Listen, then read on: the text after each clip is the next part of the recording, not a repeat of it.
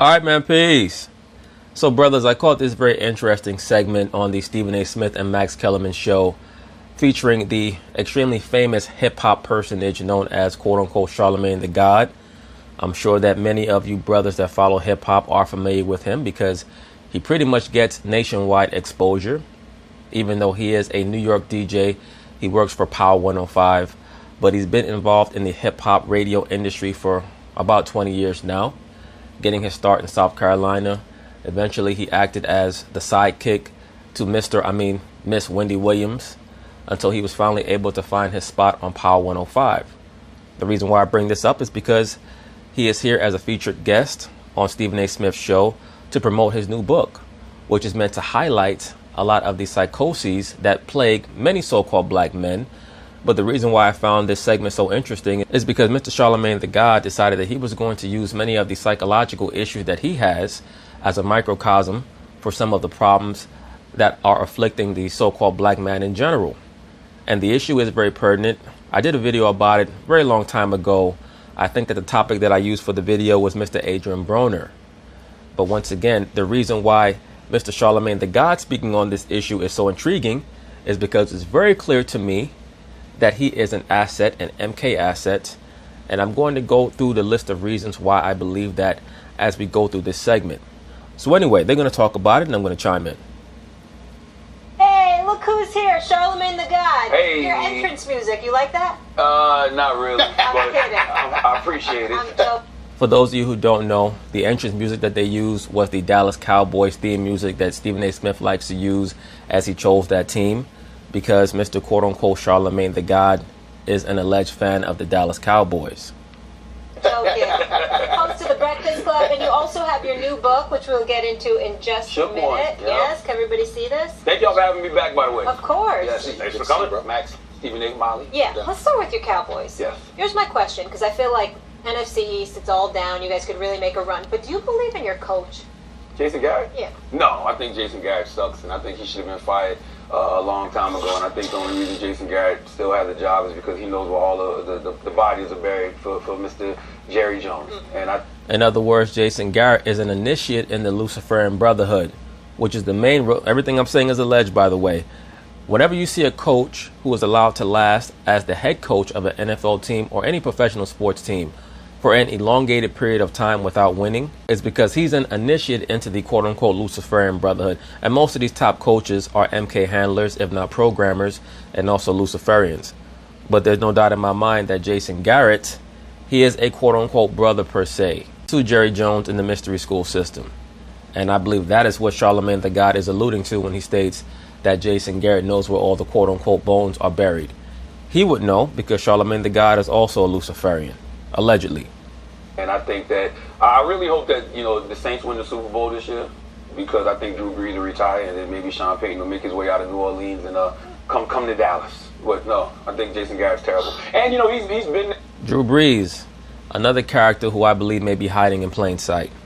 He's been there since 2007, so he's from that whole makeup of mediocrity that we have, and I think that we need a coach in there with an actual winning mindset. I think that they're comfortable being average. Yeah. For many of you brothers who follow the NFL, you remember that the previous coach of the LA Rams before McVay was Jeff Fisher, who had been their coach for like the last 10 years or so. Before that, he was the head coach of the Tennessee Titans. And I believe that he had coached the Titans for so long that he may have been their head coach while they were still the Houston Oilers. I can't quite remember if he was their coach before they made the move. If I'm wrong about that, one of you brothers can correct me. But there's no doubt in my mind at all that the reason why Jeff Fisher was allowed to coach in mediocrity for the elongated period of time that he was is because he is a quote-unquote brother in Lucifer. There's no doubt in my mind about that. Yeah. Max, I'm going to let you talk right now because I'm just so emotional right now. I never thought in my life that I would encounter a Dallas Cowboy fan that would echo my sentiments so perfectly. I have absolutely nothing to add. This is a touching book. Max, go ahead. I'm just being emotional right now. Jerry Jones, for a long period of time, all throughout the 90s, utilized prostitutes and cocaine to control his players. It's very obvious. Once again, everything that I'm saying is alleged. But one of the core tactics of an MK handler, is to string out the subject on drugs, especially pleasure drugs, so that you can incentivize them to play as hard as possible to get that reward. I don't know, like Peyton Fine, like Lincoln Riley could be a target, someone like that, right? Yeah. Like, I mean, I think anybody's better than Jason Garrett. I just think that Jason Garrett is like the last piece of mediocrity. I mean, Jerry Jones isn't going nowhere. Where were you born? South Carolina. Where did you grow Moncks up? Corner, South Carolina, 843, yes. Where'd you grow up? Moncks Corner. Yes, as quote-unquote Charlamagne the God himself attests to, he is from Moncks Corner, South Carolina, a very small town near Charleston, and very close to the Naval Base Station, where the sexual assault that he himself confirms occurred, where he raped that very young girl, that 15-year-old sister by the name of Jessica Reed, as well as her associate or her friend Malika Joyner, almost 20 years ago. Now, that story kind of came and went, but a lot of people did not truly analyze what occurred. First off, he got access to a quarters in a naval base station, and according to the testimony of Miss Jessica Reed, her and her friend Malika Joyner were given drinks that gave them an hallucinogenic effect, where, according to Miss Jessica Reed, she lost most of her bodily functions. She lost control over her legs. She passed out, and when she woke up, she was being penetrated by this character here, quote-unquote Charlamagne the God. Now, why would he choose a naval base station quarters to do something like that to a young female unless he was being sanctioned by a higher force to do so? And we see this amongst many of these quote-unquote Luciferians, no matter what race they are. Bill Cosby, Charlamagne the God, numerous other nefarious characters all throughout the entertainment industry and other sectors that are arcane or occultic per se, that they like to utilize drugging to make sure that they can bring their subject into subjection before they utilize experimentation on them, whether it be ritualistic abuse or sexual assault. And as we know, Charlamagne has yet to serve 1 day in prison for what he did, and he deserved to. And now where do you work? New York City. You see what I'm saying? People from all different places wind up Cowboys fans, Well, yeah. right? How did it happen? How did this tragedy befall you? Well, my father... Well, the Dallas Cowboys, they have a nationwide brand. And even when you look at their color scheme to their uniforms, with the electric blue and the silver and the 5-pointed star on their helmet for the Mother Goddess, it does resonate a certain energy, especially something that can captivate people in their subconscious mind.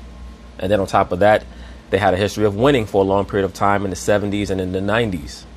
Father is a Dallas Cowboy fan. Like, my father's a diehard Dallas Cowboy fan. Salute to Larry McKelvey in Kidfield, South Carolina. He's the type of Cowboys fan that after their last Super Bowl, he went and got a tattoo on his arm that says 6-time Super Bowl champions. And I was always like, well, they only got 5. He's like, well, we're going to win next year. And we haven't won any year since. And which never made any sense to me, too, because what if they win more than 6? He also, he also tased the guy at MetLife Stadium when the Cowboys played the Jets a few years ago. Absolutely, I remember that story. that was on the internet or in the newspaper at the time. The gentleman who tased someone at MetLife Stadium when the Dallas Cowboys were playing. I believe the Dallas Cowboys were playing the Jets, and come to find out, that was Charlamagne's dad. And just getting back to Charlamagne once again, it's very interesting how that it was a proven fact that he assaulted this young lady sexually. He was able to latch onto Wendy Williams, another MK asset, as her sidekick. So it's pretty obvious that they had a career trajectory for this cat right here, and that they still do. Yes, that's how diehard Cowboys fans we are. And once again, you'll notice that Charlamagne also has made appearances. I'm not even sure if this show is still on.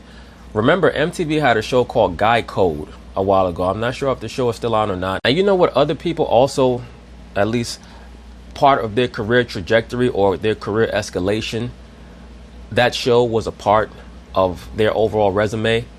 This chick, Ness Nitty, who is who? The handler for Mr. Colin Kaepernick, or at least as I see it, the MK handler for Mr. Colin Kaepernick, as well as that other MK asset, this dude Peter Davidson, who was dating Ariana Grande. And I'll be dealing with him in another video. It's very obvious to me that he's an asset as well for numerous reasons. But that show is a farm for many of their assets, as certain channels are, like Disney or Nickelodeon are, for growing many of these young monarch children to enter into the entertainment industry. Listen, man, I forgive me for switching the subject, because I think that the Cowboys have received more airtime than they deserve. Okay, they're mediocre, and Now, how could the Dallas Cowboys be receiving more airtime than they deserve when you're the one who decides who the topics are going to be on your show, Stephen A. Smith, and you go out of your way whenever the Dallas Cowboys have a big game to fly down to Dallas, put an oversized 10-gallon hat on your head, and make a jackass out of yourself trying to provoke the Dallas Cowboy fans. And we know this, and we don't deal with mediocrity on this shit. Yeah, I'm not going to let you do all of that. I mean, it's the truth, Charlamagne. It's the truth. No, You just said it. No, You just said Exactly, it. and I'm not one of those deluded. Let me say this also. At one point, there was a level of enmity between Stephen A. Smith and quote-unquote Charlamagne the God. They seem to have buried the hatchet, which makes sense because they're both brothers in Lucifer anyway. They're both Boule Negroes. No Dallas Cowboy fan. I know. I used to be. Right. You know, But you've graduated. when you grow, You've evolved. You've evolved. You've evolved. Never loved you, bro. So let me get to more important things, Okay. which is this book. All right. I need you to talk to me about this book. First of all, the titleship one. Yes, I sir. want to know what that's about, and I want to know what's the inspiration behind writing this book. Now, brothers, do you see that pose that quote-unquote Charlamagne the God is doing on the cover of his book? That's a Masonic pose that you'll see many entertainers do in some of their photographic publications when, you know, they're trying to promote or advertise for a new product, whether it be new music or a new book. They'll do that pose. Now, of course, overtly, it's meant to signify that he's having psychological issues, which in and of itself is a touchstone of people who suffer from multiple personality disorder or dissociative identity disorder, which I have no doubt, quote unquote, Charlamagne the God suffers from. As a matter of fact, it's very obvious that that name, Charlamagne the God, is meant to be some type of trigger or control mechanism for one of his personalities. Tell us what it's about. Well, that book right there, Shook One, Anxiety Playing Tricks on Me, it really just started as a journal, you know, because I started going to therapy last year to like get a handle on my anxiety. And, you know, when you start going to therapy, you start just unpacking a lot of things. So I was writing down things that, you know, give me anxiety now, that historically gave me anxiety. In other words, things that make his mind fracture. And you'll see these themes, especially when you're dealing with monarch assets, like I suspect, quote unquote, Charlamagne the God to be. Images of shattered glass or rainbows, butterflies, flashing lights, things like that. For the musical artists, you'll see it in their videos or in the song titles on their albums. Oftentimes in their clothing, they'll wear a Chicago Bulls baseball hat to signify Baal worship, you know, things like that. And of course, also the leopard print, especially on the women, but sometimes also on the men, to show that they're under the sex programming, what's known as beta programming, the sex kitten programming. And just, you know, trauma from things that happened to me when I was younger, like getting to the root of my... Like what? Like sexual ritual abuse, Charlamagne? Root of my PTSD, and like I just had all of these various pages, and they turned into that book. What was the one thing that made you decide to go the therapy route? I know you say anxieties, but was there one thing that made you that provoked the anxiety more than anything else? Well, no. He was probably going through self-destruct programming, which is very common amongst monarch assets, especially around the ages of 30 to 33. That's normally when they start going through their self-destruct programming. And I'm pretty sure that that is what instigated him to seek out some type of psychiatric assistance. Or maybe he has some sub-level of programming that had him go seek out someone who was going to act as a handler. Many of these famous entertainers, their psychiatrists are their MK handlers. The psychiatry is just a front for the fact that the psychiatrist has their keys. No, I think things get overwhelming in this business, and you know, it actually came from a moment of peace. Like I was on vacation, like watching my family and my friends, and I felt really peaceful and really serene, no anxiety, no worries, and I was like, how can I feel like this all the time? And you know, I just felt like, you know, therapy was a good way to do that. This is very interesting to me because you don't appear to me to troll. Brothers, whenever you watch some of these movies, especially films like the Bourne Identity films, they're going to show you a lot of what the CIA was able to ascertain in many of their tests on subjects when they were trying to streamline the processes that they were going to use to make a fail-safe asset. Remember, when you watch, say, Bourne Identity or Bourne Ultimatum, he would have flashbacks, he would have headaches where he would almost collapse, things like that. He was very disjointed, and they're able to program many of these people to forget things and also to remember things based off of triggers. It might be a phone ringing or the doorbell or seeing somebody's face or a phrase. Remember, Will Smith did a film called I Am Legend, and they were showing you in that film that both of his children really, but of course in the film I Am Legend, only his daughter was in that movie, Willow, and she kept uttering a phrase. She was like, Daddy, look at the beautiful butterfly. And then near the end of the film, as Will Smith, the almost pretty much the penultimate moment of the film, where Will Smith was about to be overcome by the zombies, there was an image of shattered glass in the shape of a butterfly. Control people, but you also seem unafraid of confrontation. In fact, it's like, what is the key to your success professionally? I would say you sit there and tell people how you feel, you give it to them straight, and whatever happens after that, you deal with that. It seems to me, I wouldn't have guessed, he suffers from anxiety. Well, I think this rap... I'm not really surprised, Max Kellerman. I mean, you'd be shocked at how many talented individuals suffer from mental disorders or mental issues that they just cope with, or they've developed a coping mechanism to try to subvert the problems that they have so that they can optimize their gifts. And then on top of that, you also have what they call program multiples scattered all throughout the entertainment industry. And there's no doubt in my mind that when you look up the history of Mr. Charlamagne the God, that he's one of them. I mean, once again, read the account of Miss Jessica Reed and Malika Joyner. And then on top of that, Jessica Reed's own mother told her not to press charges on Charlamagne because supposedly she did not want her daughter on the witness stand being quote-unquote traumatized anymore. If I be a betting man, there was a faction who contacted Jessica Reed's mother and told her, if you know what's good for you, you're going to drop this case. Because there's no doubt in my mind that Charlamagne the God has sponsors. There's no doubt in my mind about that. But according to the account of Miss Jessica Reed, as well as Malika Joyner, they were given drinks which were obviously laced with LSD and PCP. And when they awoke, at least according to Jessica Reed, she was being penetrated. Now, when they investigated the room where Jessica Reed was, they found a hole in the wall that had been put there by Jessica Reed. She had either driven her head through the wall or her fist through the wall. And this is common when you see people spazzing out or tweaking from doing LSD, because they're in a whole other realm. Once again, why would Charlamagne the God choose to bring two women to an army base to rape them unless this was part of some type of test? Of course, everything that I'm saying is alleged.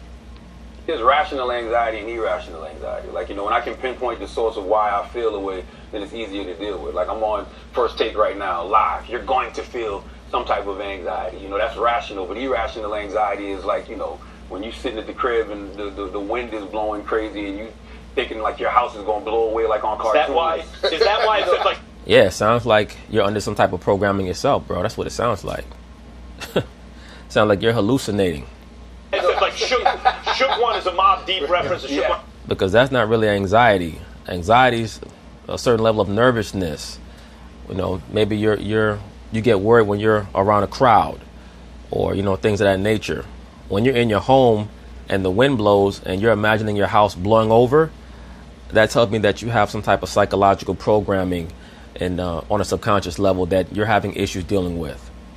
Yes. But anxiety playing tricks on me, that's a Ghetto Boys. My mind is playing tricks on me, right? So, which is a song about paranoia. So you felt Paranoia is an offshoot experienced by many test case subjects in the MK Ultra program, which initially was known as Project Chatter. Like paranoid anxiety. And also Project Bluebird and Project Artichoke, if I remember correctly. You brothers should look all that up.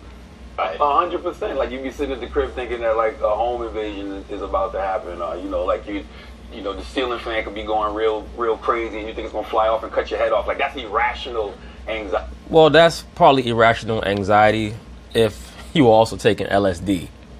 Anxiety to me. Does it make you, or has it made you, because doing the Breakfast Club and interviewing so many people every morning throughout these last several years for yourself, do you find yourself looking at or talking to a lot of people that you may have interviewed and finding them to be experiencing the level of anxiety that you write about, but they might not even know it? Did you find that to be the case? 300%. I think a lot of us suffer from PTSD, we suffer from anxiety, and we just chalk it up to, being black in America. I got a chapter in my book called Black and Lloyd, where you feel like, just being black comes with a different level of anxiety. So a lot of times we just chalk it up to being that until you step out of those circumstances and step out of that environment, and you realize, like, yo, that's not normal. Like, a lot of things that I was going through. Cultural PTSD?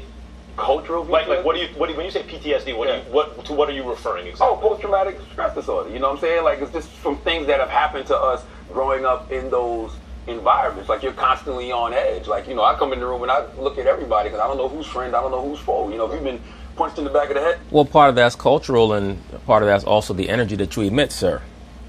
When you decide that you're going to make inflammatory comments about everyone, of course you have to watch yourself, because you do make purposefully inflammatory comments so that you can amplify your name and your brand. You do that, but there is a certain amount of credibility to what Charlamagne is saying when it comes to the quote-unquote PTSD that many so-called black people are suffering from.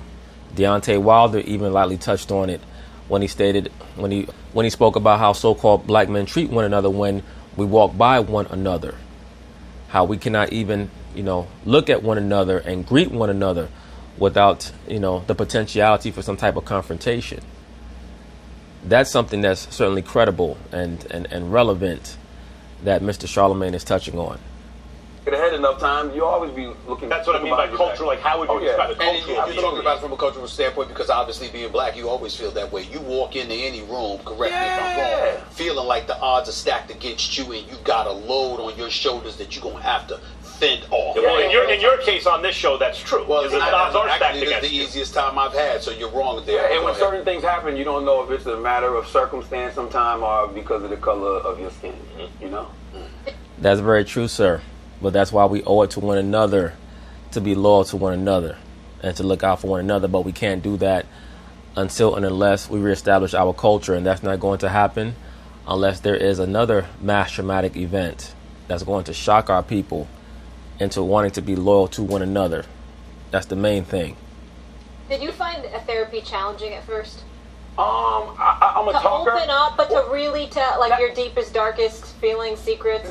Not really, because I'm a talker, okay. And it's like, when I'm 40, so it's like I've been holding on to a lot of this stuff for a long time. So after a while, when you finally get in front of somebody that's actually listening to you, you have a captive audience, you're just kind of like dumping it all on them. So is that like, youth is wasted on the young? You say you're 40 now, so now you apparently feel more comfortable or have the perspective to share this. But who does this really help? Mostly, right? You would hope it would help kids who are going through the same thing, no? And maybe they're too young. Let me say this. That's one of the reasons why I make these videos. Because I know that there are a lot of brothers out there who are seeing certain situations for the first time, and they might not know how to conduct themselves, how to react, how to respond. Because unfortunately, and I've touched on this dynamic in the so-called black community in the past, what we like to exalt is that concept of the OG as opposed to the elder. See, in other communities, in successful communities, they have elders, meaning people who can impart wisdom on you so that you can be successful at life.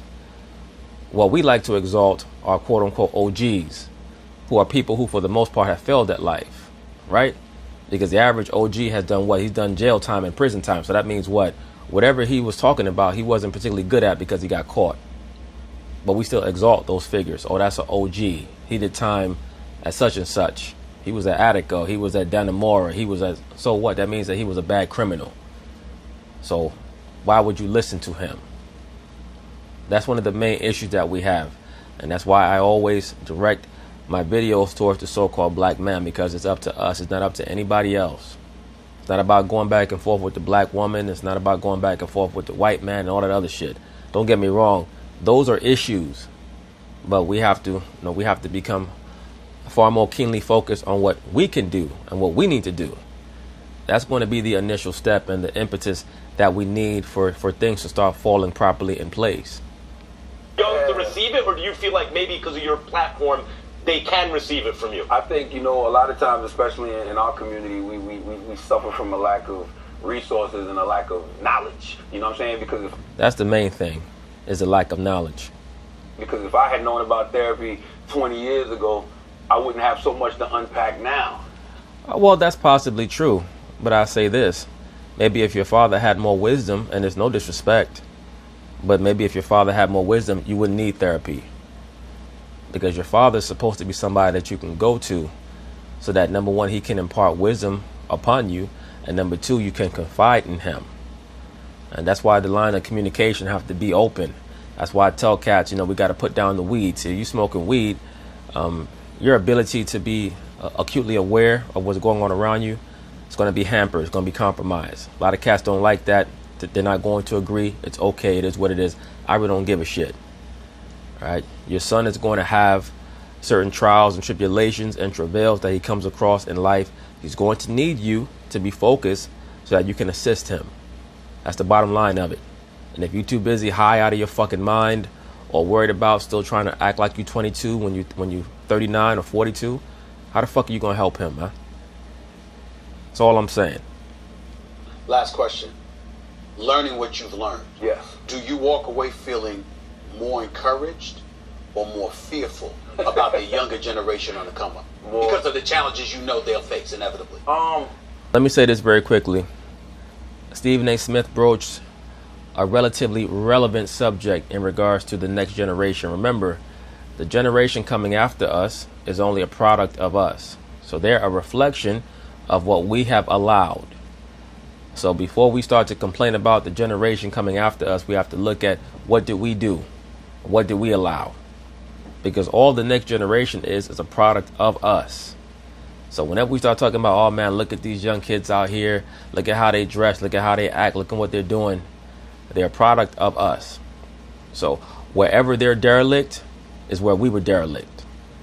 I'm more fearful, but more encouraged because I think we're breaking a lot of cycles. You know what I'm saying? We're breaking a lot of stigmas right now. We're letting these kids know it's okay to have anxiety. It's okay to, be dealing with your mental health issues. It's okay to go to therapy and get help. And let me say this quickly. You always notice these woke people, they're always the ones who have to run to therapy so much. Right? You ever notice that? These people who have so much to say about what their own personal beliefs are, and they don't believe in this, and they don't believe in that, they don't believe in this, and they don't believe in that. They don't believe in anything. They're nihilists and Luciferians, meaning they're self-worshippers. But they always got to go to therapy. But they'll be the first ones talking about, I'm a God, I am God. So why the fuck you got to go to therapy for? That means that you're not God, your therapist is God. Because instead of you going to a Catholic church confessional or to a Christian church preacher or anywhere else, you got to go to a therapist. The therapist is acting as your priest. That's all they're doing. See, in the Catholic Church, they have the concept of the confessional, where, a parishioner will go into a booth and they'll quote unquote confess their sins or they'll confess their issues. What's the difference between that and you going to a therapist? There's none. So that's why I tell a lot of you brothers, even so-called atheists, they believe in a God because all the word God means is power. They believe in a God. Their God is money, or their God is, someone on television, or their God is their therapist. But everybody has a God. It's just that, there's really only one God in truth. And in regards to all these other gods, some gods are stronger than others in regards to the help that they can give that person that worships that false God. It is what it is. But once again, it's always so funny to me. These Luciferian people, they're always the ones who have to go see a damn therapist and are on antidepressants. And I guarantee you, no disrespect to Charlamagne, of course, this is alleged, but I guarantee you this dude is on a cocktail of antidepressants. So DeRozan, they brought that up. Yeah. So I do feel more fearful just because I'm learning new things about me. Because sometimes you. Yes, because a lot of your different sub-levels of your programming are being unlocked. You think you got it all figured out when you get to a certain age, but now I'm like more confused than ever because it's opening up. Ain't that a bitch? You're 40 years old and you're more confused than ever. I tell you what, you shouldn't be confused about. You shouldn't be confused about how you raped that 15-year-old girl when you were 22 years old at that naval base station in Charleston, South Carolina. When you gave her LSD and PCP and she passed out and you raped her and she got up and punched a hole through the wall. All right? You shouldn't be confused about that shit. Up things even within my family that I never learned. Like my father dealing with mental health issues his whole life, and going to therapy and whatnot. So it's just like, wow, I never knew that. So it's just like I'm unpacking a lot of new things about myself. So it is. Yeah, your father might be an MK subject himself, and they probably brought you in to program you. See, they bring in a lot of these subjects, and then they say, well, what can we do with them? And they'll send some out into the hip hop industry. They'll send some out into the entertainment world, the acting world, the sports world.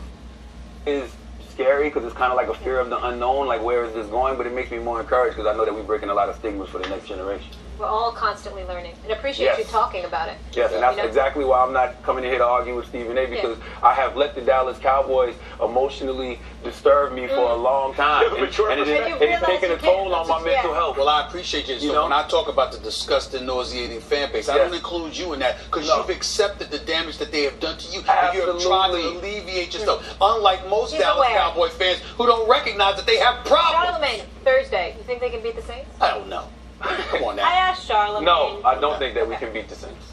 Of course, I'm making this video in the aftermath of the Dallas Cowboys defeating the New Orleans Saints. And the Dallas Cowboys are going to be a problem. Do I think that they have the opportunity to win a Super Bowl? No. But as I've been saying in previous videos, their defense is top notch. Their defense is top notch. And they have a dog at every level. Most of these teams only have dogs at 2 levels that have good defenses. The Dallas Cowboys have a dog at every level, if not more. All right, they got a dog at the first level in DeMarcus Lawrence. They got 2 dogs at the second level, and the Dutchman and this other kid, Jalen Smith. And then on the third level, they have Byron Jones, who for a large portion of the season was ranked as the #1 cornerback in the NFL. I'm not sure if he still is. But at one point in the season, I remember seeing that Pro Football Focus had him as the #1 corner in the NFL. So they're going to be a problem. You know, there's no law saying you have to be a Dallas Cowboys fan. You could just give. No, I'm gonna always be a Dallas Cowboys fan. But you know, any given Thursday, anything can happen. But I don't think that we're going to beat the Saints on Thursday. I don't think that we can put up enough points to beat. Touches my heart. Touches my heart. Appreciate you. This guy. What the Dallas Cowboys also are showing many teams, and what they showed the Saints, is that if you're physical enough and you're fast enough and use your feet well enough and good technique well enough, the new NFL rules are not going to be a factor. This guy, my favorite Cowboy fan. When we come back. But anyway, that's basically it on that. Mr. Charlamagne the God is without a doubt, in my mind, a plant. And you're going to continue to see his career grow and grow and grow and grow, at least as far as they can use him. He does not quite have the appeal to transition over into the movie world, but who knows? But you're going to see him for a very, very long time. These figures that you see on television and on the radio who are allowed to gain nationwide acclaim, they're all controlled. So peace. Okay, so now, brothers, I just wanted to do a very quick epilogue so that I could expound on some of the sentiments that I touched on in the video where Mr. Charlamagne, the quote-unquote God, sat down with Stephen A. Smith and Max Kellerman. There's a very low doubt in my mind, once again, that not only is Charlamagne an MK asset, he's also an MK handler. That's really the only way to explain how, in my view, he was so well placed, strategically placed, that is, within the hip-hop world, and his meteoric rise to fame. His commentary tends to be as incendiary and inflammatory as it is insightful. Every once in a while he says something of intelligence, but very rarely. But due to his connections and the incessant need that the entertainment industry has to give him as wide an amount of exposure as possible.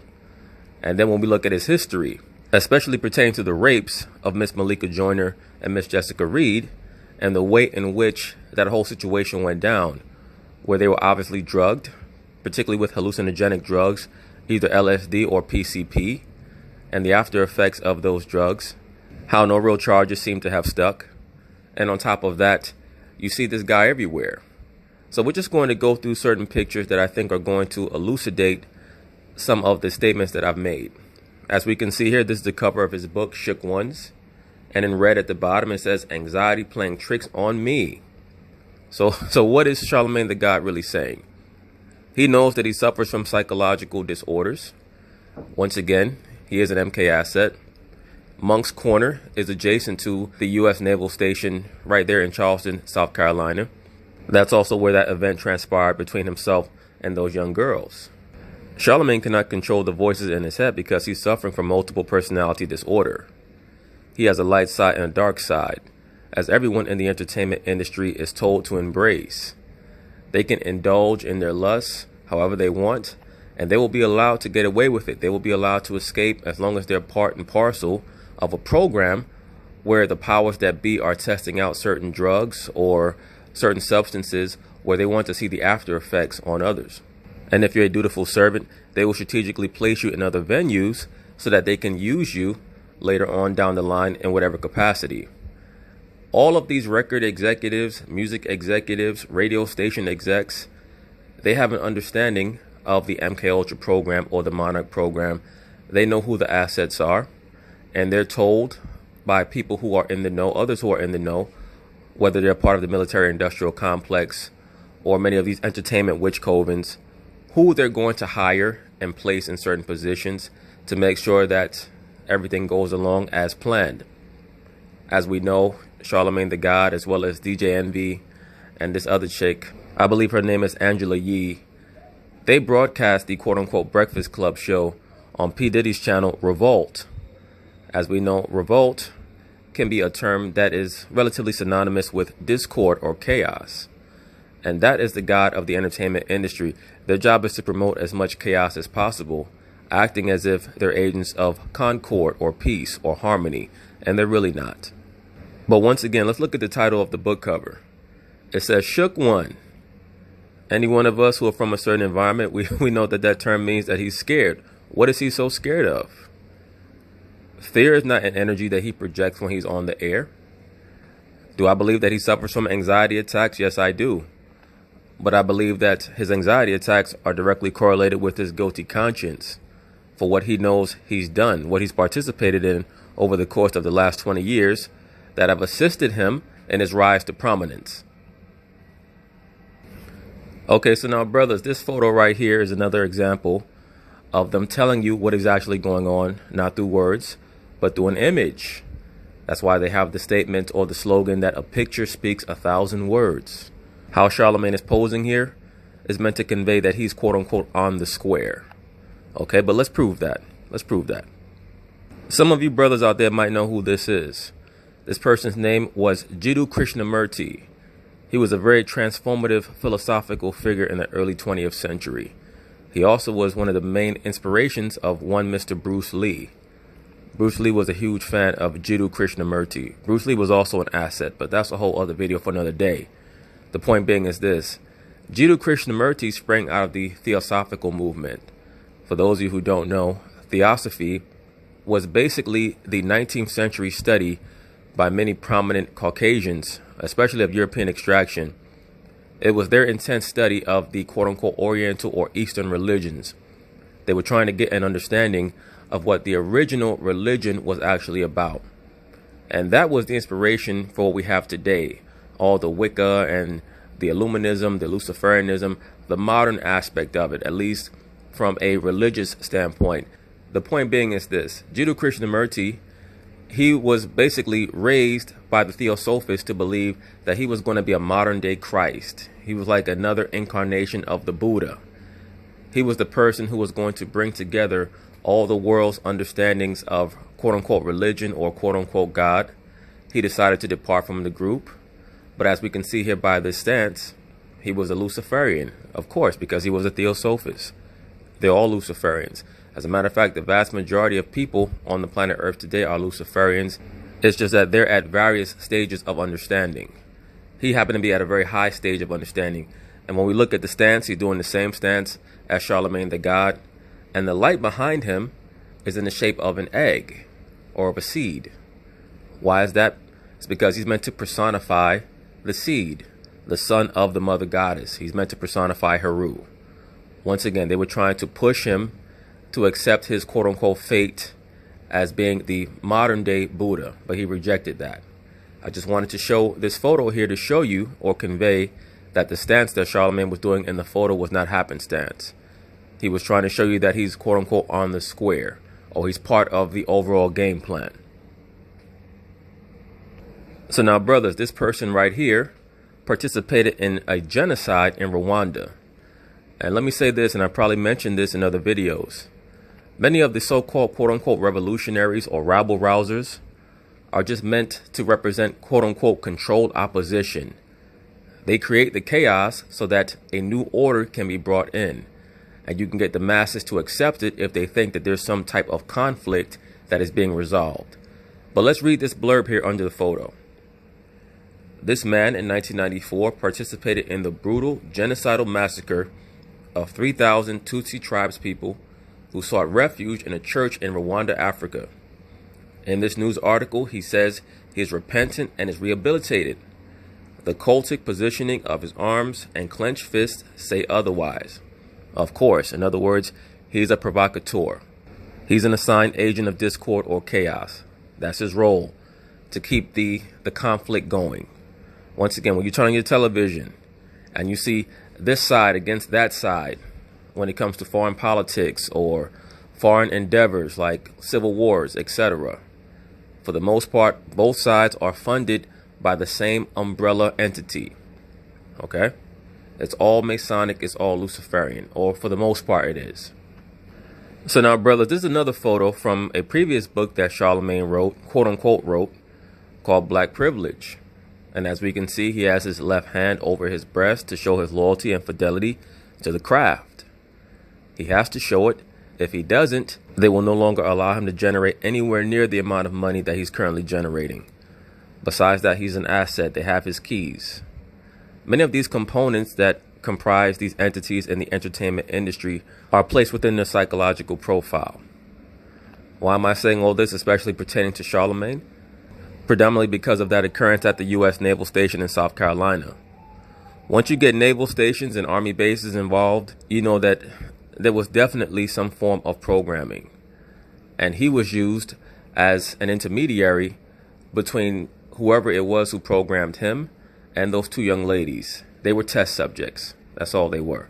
But once again, we see here, he has his left hand over his chest. He's showing loyalty and fidelity to the craft. So, brothers, this is an older photo of Leonard McKelvey, a.k.a. quote-unquote Charlamagne the God.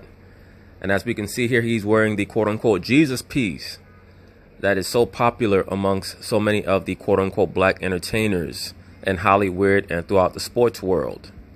I cannot stress this enough. The quote-unquote Jesus piece has nothing to do with the Christ of the Bible. It's meant to be a depiction of Tammuz or Baal or Adonis. That is the god of the entertainment industry. That's why you'll see they all wear the quote-unquote Jesus piece in the entertainment industry. I cannot stress this enough. I cannot say this enough. That is not the Christ of the Bible that they're trying to show obeisance to. They're trying to show those in the know that they are within that circle. They are of the craft. And they worship the son of the horned god and the mother goddess. That being Haru, Adonis, Attis, etc. Okay, so now we went over this hand sign in the video that I did on LeBron James coming to Hollywood, part 2. We saw LeBron James do this hand sign. This is in reference to the understanding that they have to keep the secrets or they'll be cut off at the neck. So that's what most of these hand signs are in reference to. It's just their way of conveying or showing those in the know that, number one, they're within the craft. Number two, they will not tell the secrets. That being that they're a worker. Their job is to get the masses at large to accept the coming forth of their savior. That being the quote-unquote Lion King, a.k.a. Haru. They understand that this is a spiritual fight between the Christ figure on the left-hand side and the Christ on the right-hand side. So that's all this is truly about. Okay, so now, brothers, this is another appearance that Charlamagne made at a public event. Here he happens to be wearing a t-shirt showing the face or the bust of the Emperor Caligula of great infamy. For those of you who don't know, Caligula may have been one of the most demented figures to ever hold as great an amount of power as he held. Once again, he was a Roman emperor, and he was known for his infatuation with pedophilia, bestiality, and incest. So why Charlamagne would want to wear a shirt with an image like that on the front of it would only mean to me that he's showing those who are a part of his quote-unquote cult or guild or coven that he's into the same things that Caligula was into, as they all are. Blood drinking, incest, so on and so forth. I mean, I don't think that people quite understand the personage of Caligula. Before someone might say, well, you're going too far, brother. I mean, it's almost like the equivalent of today if somebody was walking down the street wearing a shirt with Adolf Hitler or Joseph Stalin on it. That that almost was, I mean, and then if you mix that with Jeffrey Dahmer, that's kind of what Caligula was. So, brothers, this is another magazine cover. This happens to be on the magazine, quote unquote, Made. And we know that term made, especially when it's used in reference to a person, normally means that they've been accepted into something. When you call someone a made man, what does that mean? That means that he's exempt from certain reprisals because he's now a member of a larger organization where he hovers above everyone else. So he's on the cover of this magazine Made. Look at the bottom. It says the Enlightenment issue. Enlightenment is another term for what? Illumination. He's been illuminated. He's a member of the craft. He has his left hand under his chin, right around his neck, to show once again that he knows the penalty for any type of divulging of the secrets of the craft, of what he's a member of. It says here, the radio guy, Charlamagne the God, reloaded. Brothers, when we use that term reloaded, what does that normally mean? It's normally in reference to some type of program, especially associated with a machine or computer or what have you. Remember the film Matrix Reloaded? Why did they use that term reloaded? Because the Matrix is like a computer program for people. So the title or the subtext is conveying to you that Charlamagne the God, he's not truly a flesh and blood person who's free to do whatever he wants. He's really just a lifelike robot in the industry, as all of these entities are, all these so-called celebrities. They have to follow, they have to obey in order to rise up the ladder. If they don't, they get removed. Here's another very revelatory photo of Charlamagne. As we can see, he has on the checkerboard sweater or checkerboard shirt, whatever that is. We know that this is a theme that's meant to represent duality. As above, so below. The right hand and the left hand, the white and the black, the bringing together of opposites or the law of opposites. Very essential to many of the core tenets of Luciferianism or the Hermetic philosophies, so on and so forth. There's four Charlamagnes here, showing what? He's someone who's suffering from various personalities. He has what they call DID or dissociative identity disorder. Someone can call up Charlamagne on the phone and say a certain word to him, and he'll become a whole other person. It's what's called a Manchurian candidate. Certain people might say, what are you talking about? Hey, brother, no disrespect. Look at the cover of his book. He tells you himself that he's suffering from mental disorders. Okay, so now, brothers, let's check out this photo right here. It says Charlamagne the God goes inside the cave. This is purely Saturnian. Why do I say that? We see that he's dressed in the all black. He's a witch. He's a Luciferian. Also, all black is the color of Saturn or the color for Saturn, especially in the entertainment industry. I get a lot of people who come on my channel. I like to dress in all black. Did that make me a Luciferian? No, nigga, it doesn't. Because you're not in the entertainment industry. You're not in the sports world. You're laying at home on your mother's couch. So no, you dressing in all black does not make you a Luciferian. But when I see people in the entertainment industry that are doing so, especially with certain color schemes, that's how you know that that's what they're telling you. As we can see in the title here, it says inside the cave. Inside is in blue, cave is in red. Red versus blue. It is a Saturnian principle. The twin pillars of Boaz and Yakin. You go in between those two pillars and you enter into the portal to the next world. You bring together those two colors, the red and the blue, and you have the color of royalty, that being purple. So you're always going to see the battle between the blue and the red, whether it's the Republicans versus the Democrats, the Crips versus the Bloods, one fighter in the red corner, the other fighter in the blue corner. You see that theme over and over and over again. Why is that? Because they're playing out ancient rituals. But once again, that is one of the main concepts of Saturnianism, is the blue and the red. Charlamagne goes inside the cave. So the cave is representative of his mind. So brothers, right here we can see Charlamagne the God with the all black background, clearly doing some form of Luciferian hand gesture. His left hand, there's a separation between the ring finger and the pinky. So once again, all he's showing is, for those in the know, that he's a member of the craft at whatever level he happens to be at. Okay, so now, brothers, as we can see, this is Charlamagne with his quote-unquote radio partner at one time, the famous and infamous Miss Wendy Williams. She has on the blonde wig as she normally does. And I'm sure that if we were the recipients of a wider view of this photograph, that some article of her clothing would probably be the leopard print, because that is certainly a very deeply embedded aspect of her programming. You will very rarely see Wendy Williams out and about without some form of leopard print on, because she's a beta programmed sex kitten. That is what she is, and Charlamagne is one of her handlers. Not only is he an asset, but he's a handler as well. That's why he was strategically placed alongside of her. That was meant to be a stepping stone for the elevation of his career.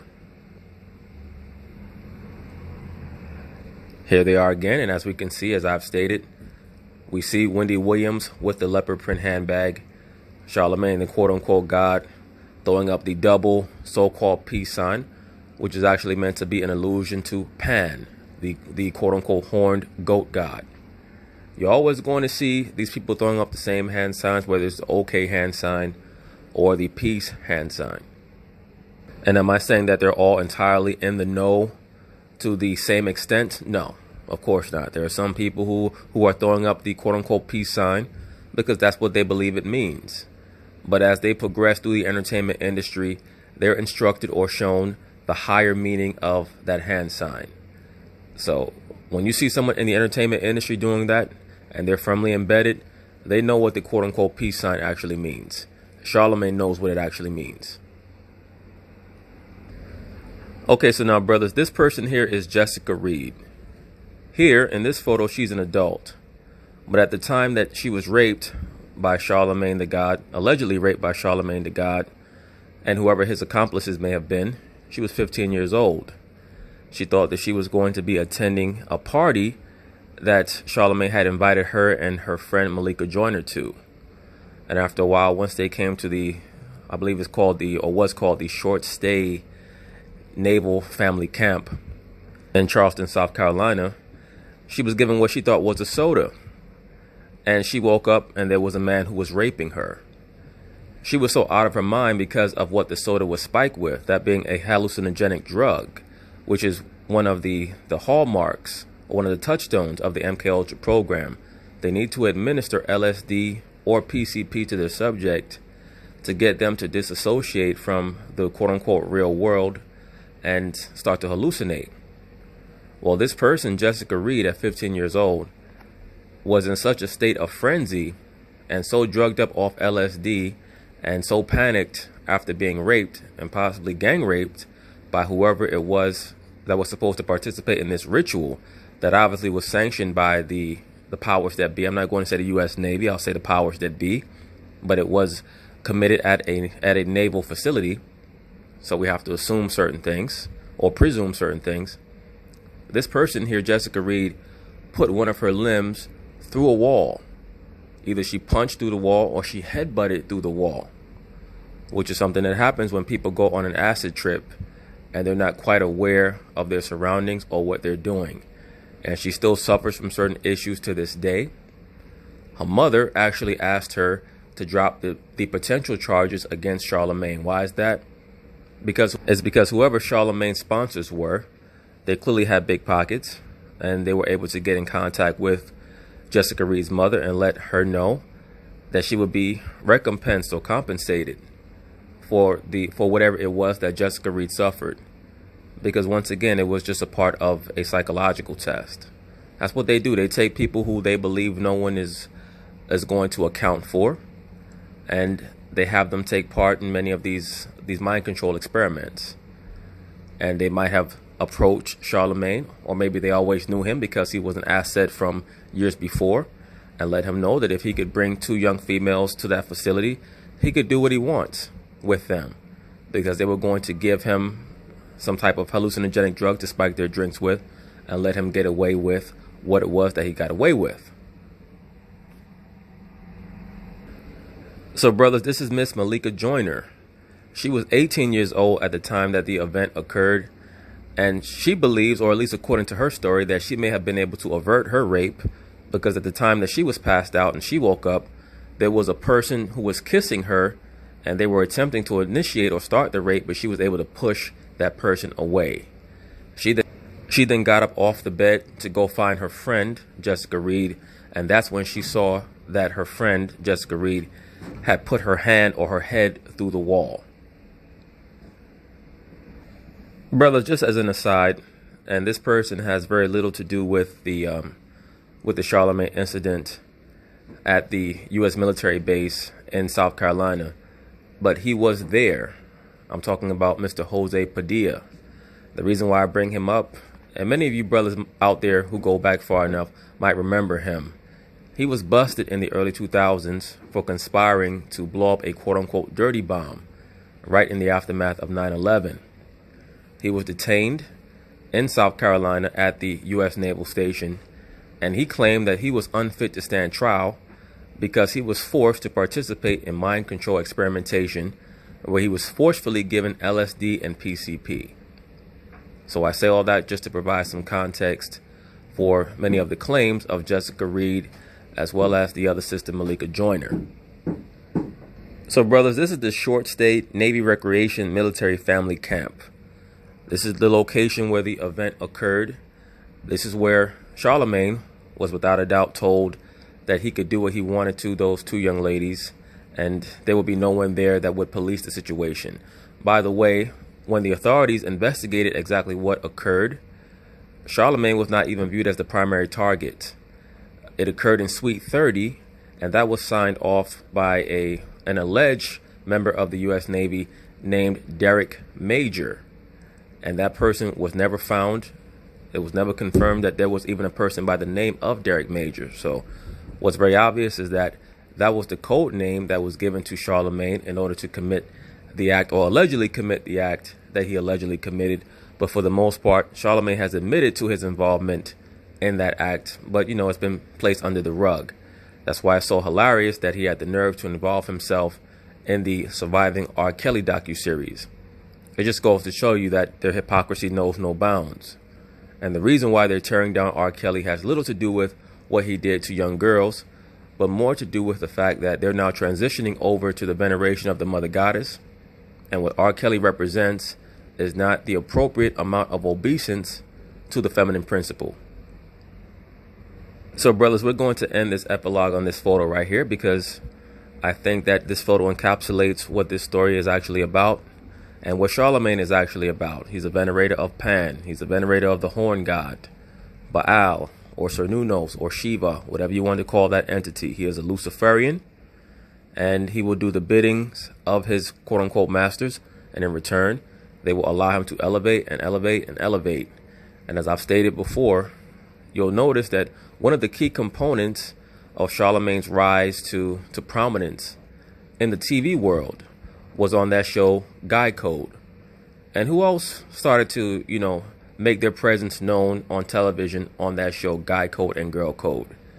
Not only Charlamagne, but also Colin Kaepernick's consort, Ness Nitty, who normally aligns herself to the Mother Goddess archetype, as well as the former quote-unquote boyfriend of Ariana Grande. What's this guy's name? Pete something.